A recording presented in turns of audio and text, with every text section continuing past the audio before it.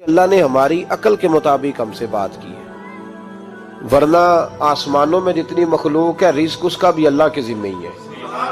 یہاں جو فی الارض کے لفظ ہے زمین پہ، وہ ہمیں سمجھانے کے لیے کہ تم نے تو صرف یہ دنیا دیکھی ہے نا، تو جس کو تم نے دیکھا ہے وہ سب کھاتے اللہ کا دیا ہوا ہی ہے۔ تو جو ہم نے دیکھا تھا رب کریم نے اس کے مطابق ہمیں سمجھا دیا۔ فرمایا کچھ تو تم نے دیکھے ہی نہیں، چلو ان کی تم سے بات نہیں کرتے، پر جو تم نے دیکھے ہیں ان سب کا رزق کس کے ذمہ ہے؟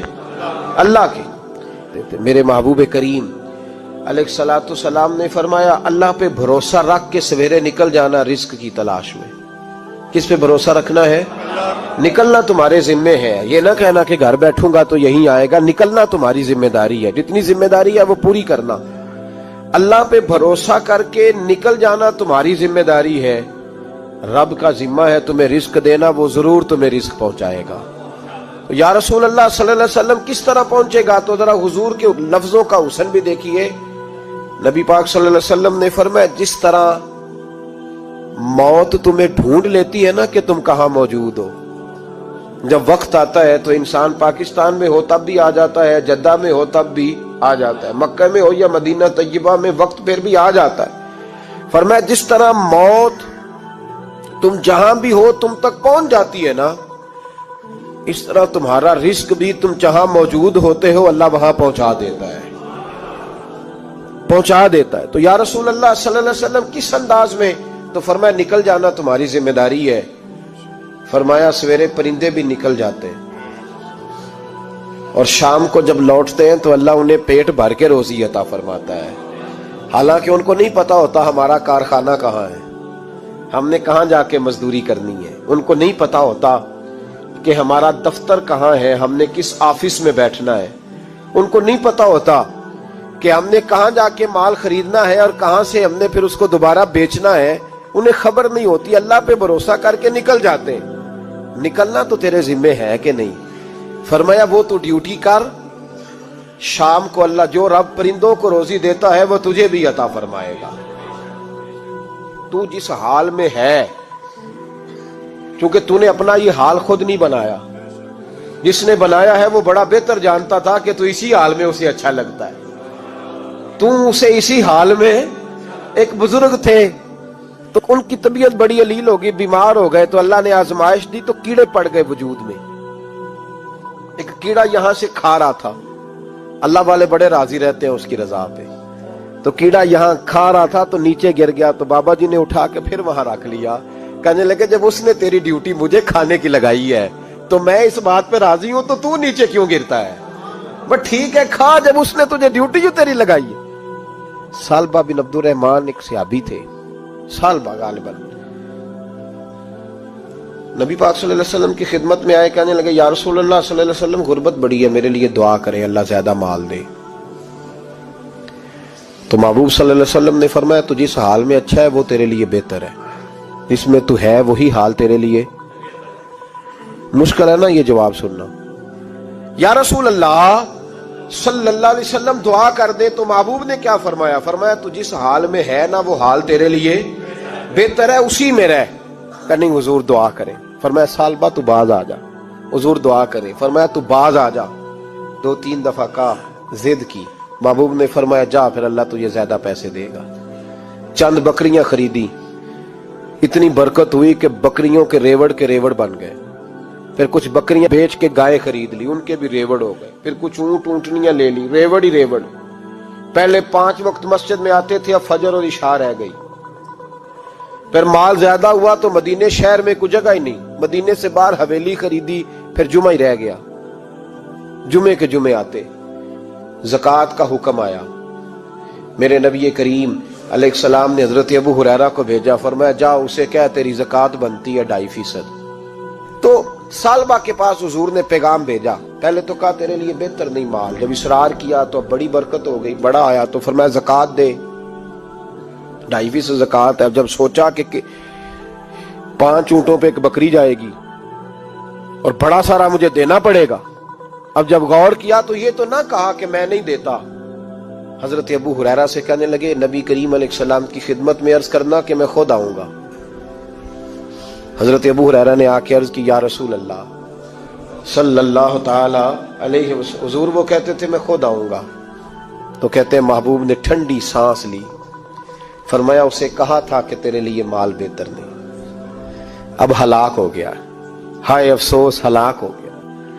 ان کو بھی تھوڑی دیر کے بعد احساس ہوا کہ یہ میں نے کیا کیا، نبی پاک کو ہی کہہ دیا نہیں ہے، حضور کو کہہ دیا بعد میں آؤں گا۔ اب دوڑے آئے، عرض کی حضور میں سارا کچھ لے کے آیا ہوں، قبول کر لیں۔ محبوب نے فرمایا گویا بلال حبشی کی خشک کھجور بھی قبول ہے، اور صہیب رومی ایک اٹی بان کی لائے تو وہ بھی قبول ہے، اور عمار بن یاسر اور مصعب بن عمیر اگر 2 دینار دے جائیں اور کوئی پرانا جوڑا کسی سپاہی کے لیے چھوڑ جائے تو وہ بھی قبول ہے، لیکن تو اپنا لاکھوں لے کے چلا جا، تیرا کوئی نہیں قبول، معاف کر دیں۔ فرمایا جا معاف کیا، پر پیسے لے کے نہ آنا۔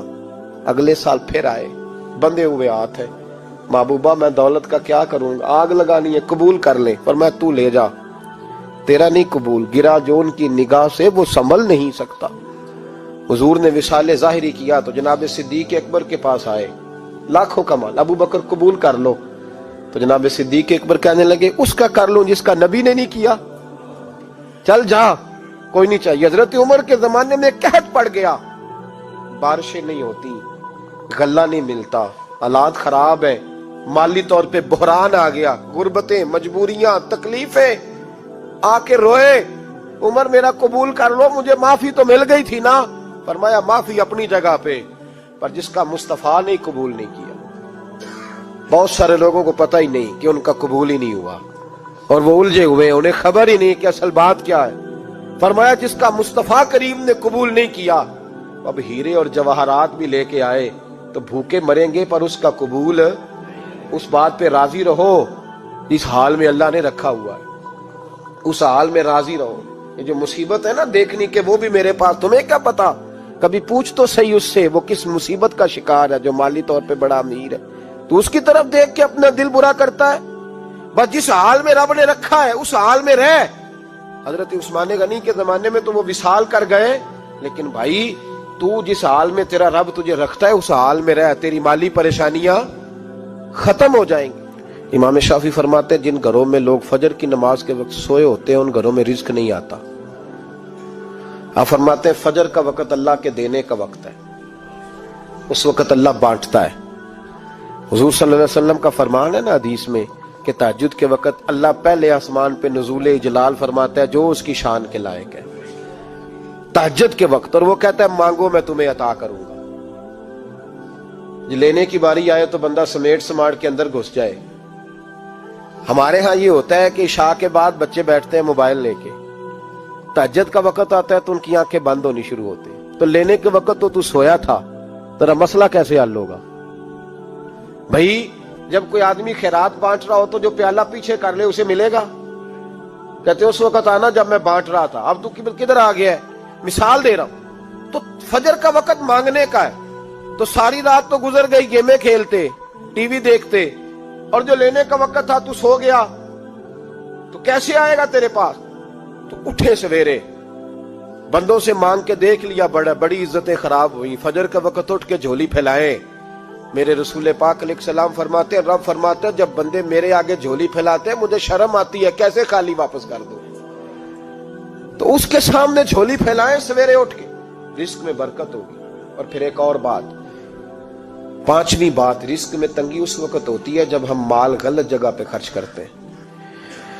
اللہ مال دیتا ہے اپنے فضل سے، اور جب ہم اسے ضائع کریں، مثال دیتا ہوں، میرے پاس ایک شخص نے آ کے کہا حضرت جی بچی کی شادی ہے، یا میرا گھر میں کوئی بیمار ہے، یا بڑی آزمائش ہے، 10,000 کی ضرورت ہے، میں نے تھما دیا اس کو، پھر مجھے بعد میں پتا چلا کہ وہ تو عیاشی کر رہا ہے پیسوں سے، وہ تو چلا گیا کہیں گھومنے اور فلاں ہوٹل میں، مہنگے ہوٹل میں بیٹھ کے کھانا کھا لیا، تو میرے دل پہ کیا گزرے گی؟ اس شخص کے بارے میں بلا مثال و بلا تشبیہ سمجھانے کے لیے اللہ نے مال دیا فضل سے، اور اگر عیاشیوں میں لگا دیا، صوفیاء فرماتے ہیں کہ اگر ایک دھیلا تو حرام جگہ پہ خرچ کرے نا، ایک دھیلا، تو 1,00,000 دینار کی برکت تیرے گھر سے اٹھ جاتی ہے، ایک دھیلا حرام